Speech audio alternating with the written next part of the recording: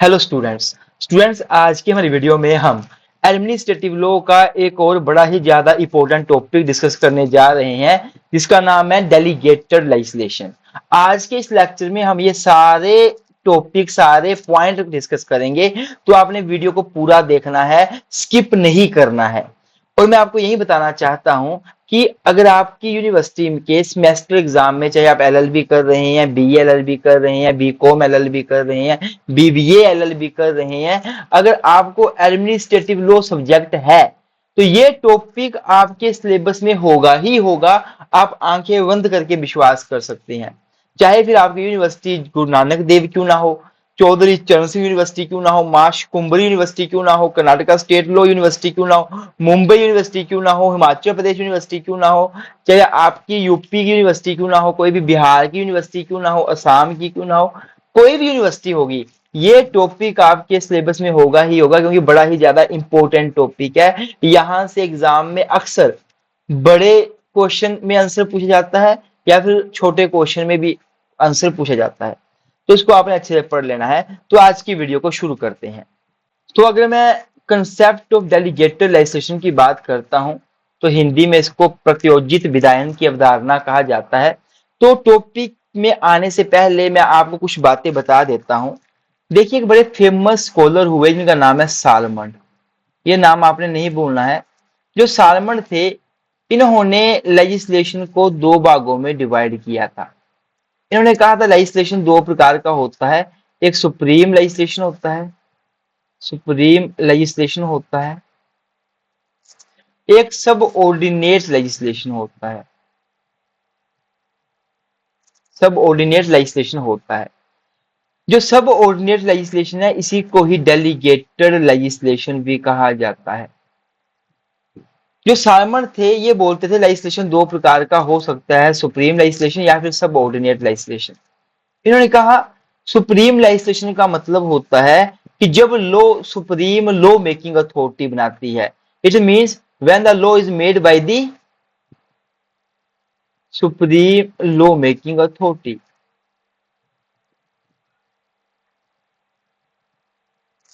जैसे हम इंडिया की बात करें तो इंडिया में सुप्रीम लॉ मेकिंग अथॉरिटी कौन है इंडिया में?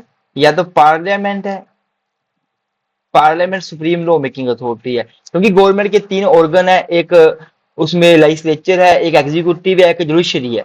तो मेन जो काम है लॉ बनाने का वो किसका है? पार्लियामेंट का, लेजिस्लेचर का। पार्लियामेंट बोल दो या फिर स्टेट लेजिस्लेचर बोल दो आप, ये सुप्रीम लॉ मेकिंग अथॉरिटी है। और सब ऑर्डिनेट लेजिस्लेशन या डेलीगेटेड लेजिस्लेशन का मतलब क्या होता है? When the law is made by any authority other than the supreme law making authority. जब कोई भी कानून किसी अन्य अथॉरिटी के द्वारा बनाया जाता है सुप्रीम लॉ मेकिंग अथॉरिटी को छोड़कर, अर्थात पार्लियामेंट या फिर स्टेट लेजिस्लेचर को छोड़कर कोई अन्य अथॉरिटी लॉ बनाती है, सपोज एग्जीक्यूटिव है, वो लॉ बनाएगी, इसको सब ऑर्डिनेट या फिर डेलीगेटेड लेजिस्लेशन कहा जाएगा। अब ये लॉ कैसे बनाती है? क्योंकि पार्लियामेंट ही इसको पावर देती है। पार्लियामेंट क्या करती है? एक एक्ट बनाती है, एक पेरेंट एक्ट जिसको बोलते हैं, मेन एक्ट बनाती है। इसी एक्ट के अंदर एग्जीक्यूटिव को पावर दे देती है, और जब एग्जीक्यूटिव लॉ बनाता है इसको डेलीगेटेड लेजिस्लेशन कहा जाता है। तो मतलब डेलीगेटेड लेजिस्लेशन क्या हुआ? डेलीगेटेड लेजिस्लेशन मींस डेलीगेट करने का मतलब होता है अपनी पावर किसी को दे देना। तो जब पार्लियामेंट अपनी लॉ बनाने की पावर एग्जीक्यूटिव को दे देता है कि आप लॉ बनाइए, तो इसको फिर डेलीगेटेड लेजिस्लेशन कहा जाता है। यही सिंपल सी इसकी डेफिनेशन है। अब बात आती है अगर इसके इंट्रोडक्शन की, तो आप यहाँ पे देख सकते हैं। देखो, जब से हमारे देश ने वेलफेयर स्टेट के कंसेप्ट को अडॉप्ट किया है ना, मैं स्टार्टिंग से बता रहा हूँ, हमारे देश ने कल्याणकारी राज्य के कंसेप्ट को अडॉप्ट किया हुआ है। तब से क्या हुआ है, लेजिस्लेचर का काम बहुत ज्यादा बढ़ चुका है। जो पार्लियामेंट है बहुत ज्यादा उनका काम बढ़ चुका है। पार्लियामेंट के पास इतना टाइम ही नहीं है कि वो हर एक मुद्दे पे लॉ बनाए, हर एक बारीक पॉइंट पे लॉ बनाए, हर एक बड़े मुद्दे पे लॉ बनाए, छोटे मुद्दे पे लॉ बनाए, टाइम नहीं है। इवन कई बार ऐसा होता है कि टेक्निकलिटीज बहुत होती हैं लॉ बनाने में। तो पार्लियामेंट में जो लोग बैठते हैं, जो पॉलिटिशियंस हैं, वो इतने टेक्निकल नेचर के नहीं होते कि वो टेक्निकलिटीज के ऊपर भी लॉ बना सके। जैसे कि कोई एटॉमिक एनर्जी पे लॉ बनाना है या कोई इलेक्ट्रिसिटी के मुद्दे पे लॉ बनाना है, तो वो नहीं बना पाते। तो हुआ क्या है, इसलिए अब क्या हुआ है, सम लॉ मेकिंग पावर जो है वो एग्जीक्यूटिव या फिर एडमिनिस्ट्रेटिव अथॉरिटीज को दी जा रही है। और जब लॉ बनाने की पावर एग्जीक्यूटिव को दे दी जाती है, वो एग्जीक्यूटिव लॉ बनाता है, उसको डेलीगेटेड लेजिस्लेशन कहते हैं या फिर सब ऑर्डिनेट लेजिस्लेशन कहते हैं।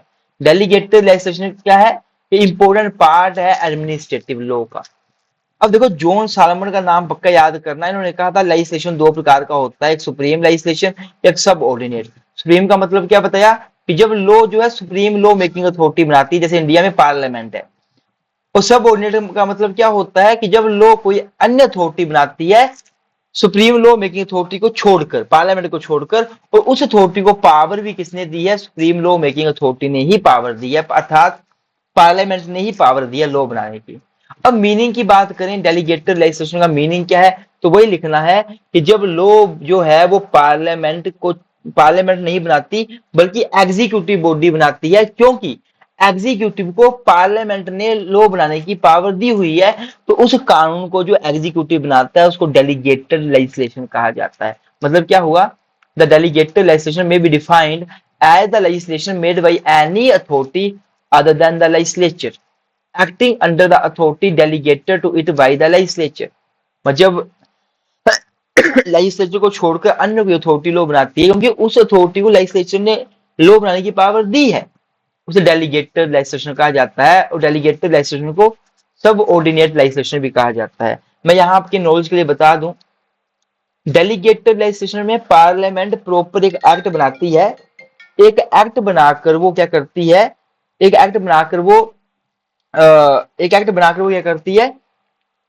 दूसरी अथॉरिटी को, एग्जीक्यूटिव को राइट देती है, पावर देती है लॉ बनाने की।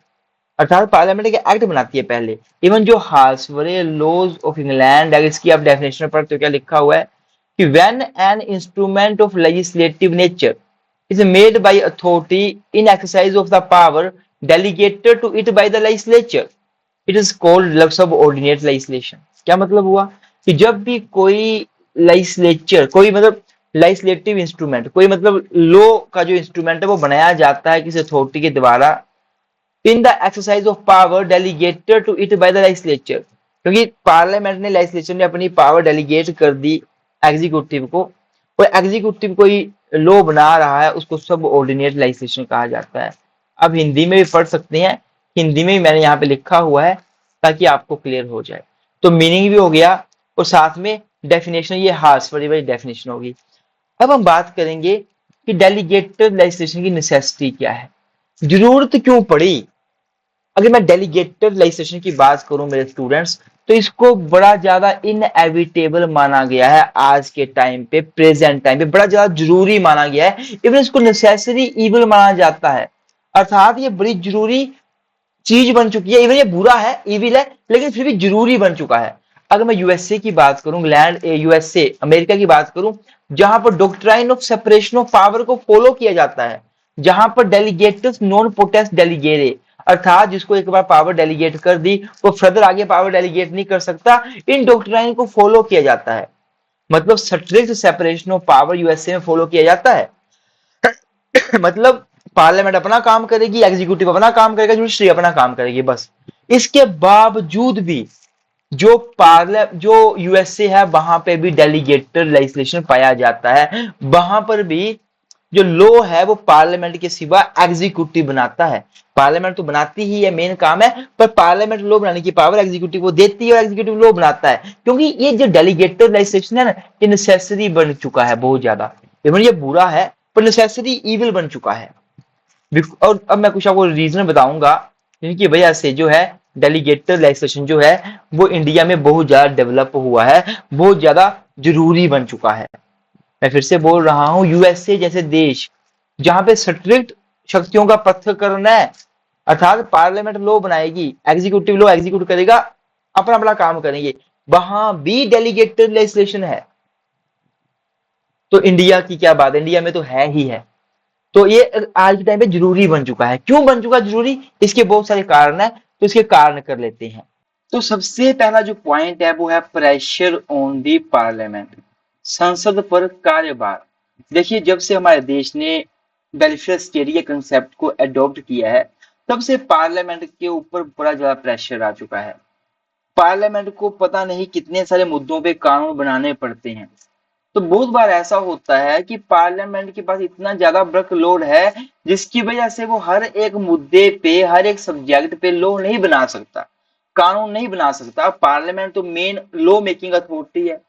वो हर एक बारीक छोटे मुद्दे को देखते हुए लॉ बनाए, हर डिटेल प्रोवाइड करे, पॉसिबल नहीं है। इसलिए डेलीगेटेड लेजिस्लेशन का कंसेप्ट डेवलप हुआ है।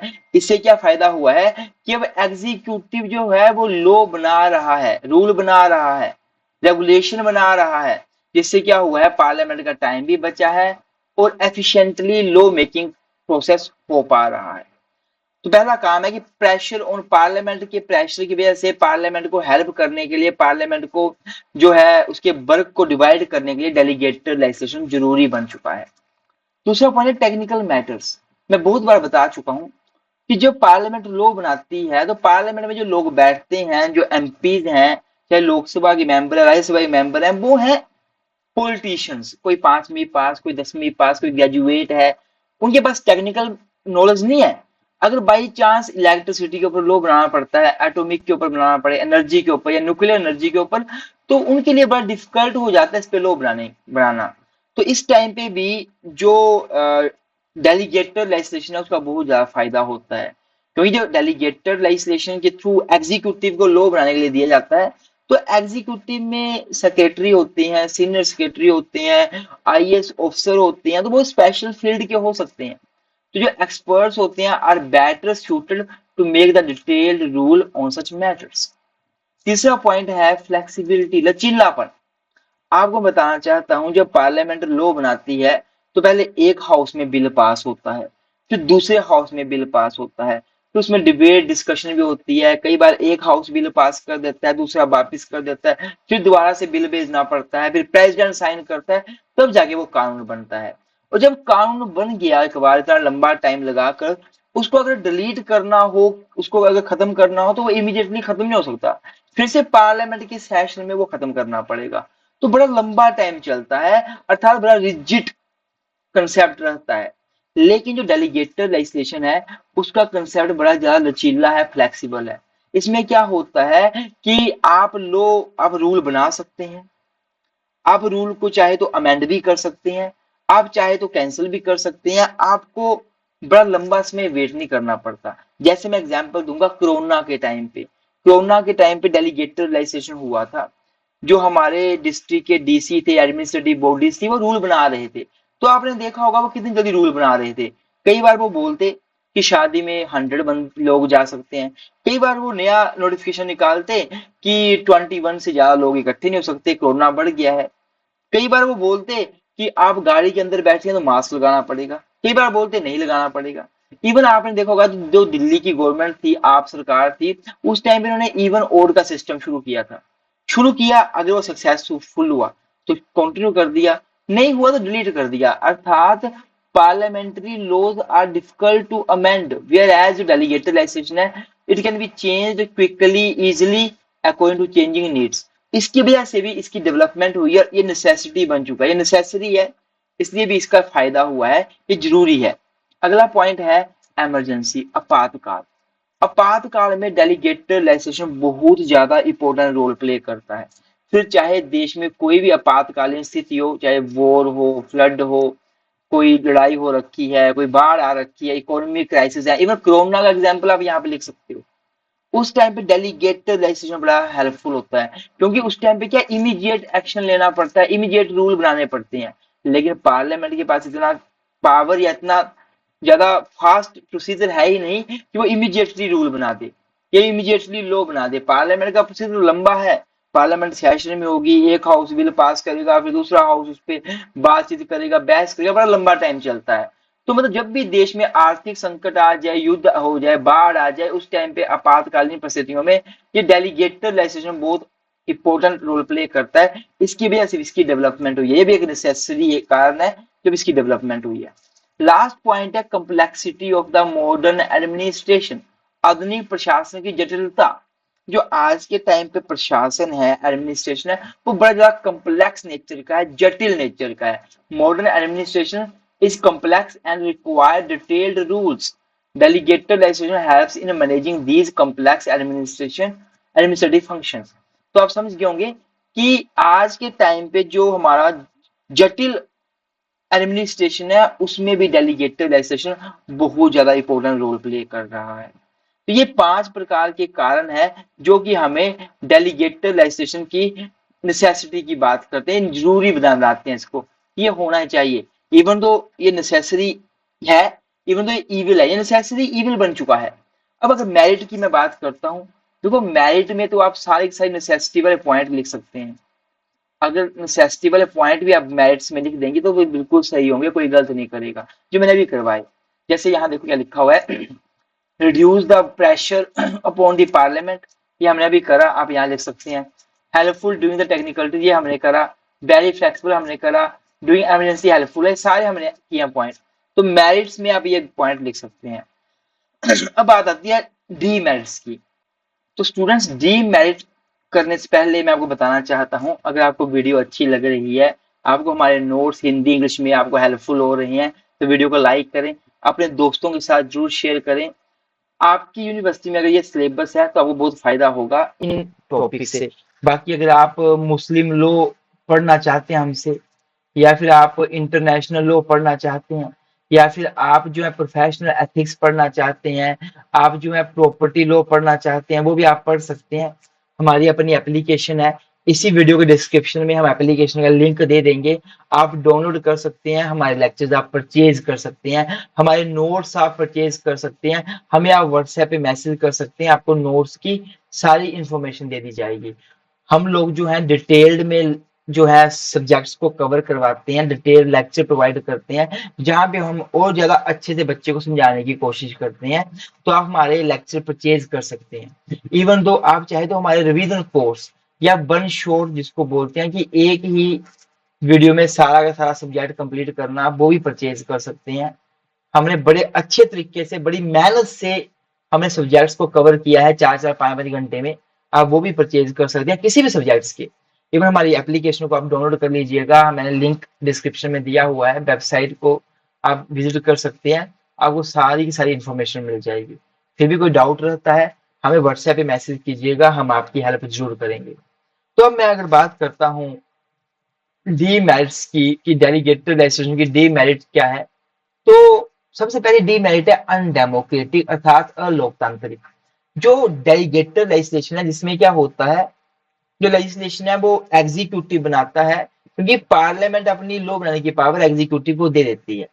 तो इसको इस तरह से क्रिटिसाइज किया जाता है या इसकी डीमेरिट इस तरह से बनाई गई है कि ये अलोकतांत्रिक है, ये लोकतांत्रिक नहीं है।